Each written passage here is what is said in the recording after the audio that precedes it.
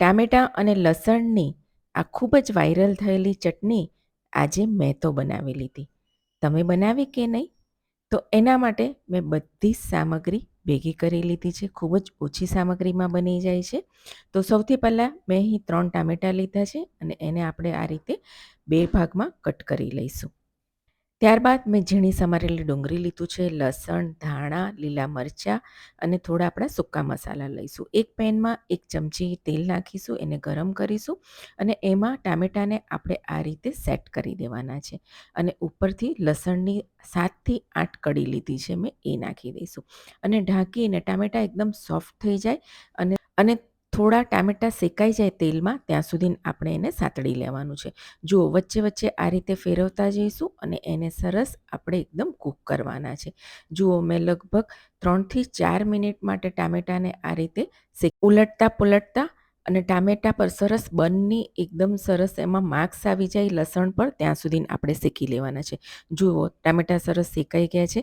હવે એના આપણે છોણા કાઢી લેવાના છે. જુઓ, ઇઝીલી એકદમ સરસ છોણા નીકળી જશે અને જુઓ, બધા ટામેટાના મેં છોણા કાઢી લીધા છે. હવે ગેસની ફ્લેમ બંધ કરી દઈશું અને ટામેટાને થોડા ઠંડા થવા દઈશું. ત્યારબાદ આપણે ટામેટાને ખાંડણી દસ્તામાં મેશ કરીશું, એટલે કે એને પીસી લઈશું. તમે એમનેમ ચમચીથી અથવા પટેટો મેસરથી પણ મેશ કરી શકો છો. અને જુઓ, મેં આને સરસ આ રીતે ખાંડણી દસ્તામાં પીસી લીધા છે. થોડાક કચરા રાખવાના છે, એટલે એકદમ બહુ મેસી નથી કરી દેવાના. જુઓ, સરસ મિસાઈ ગયું છે.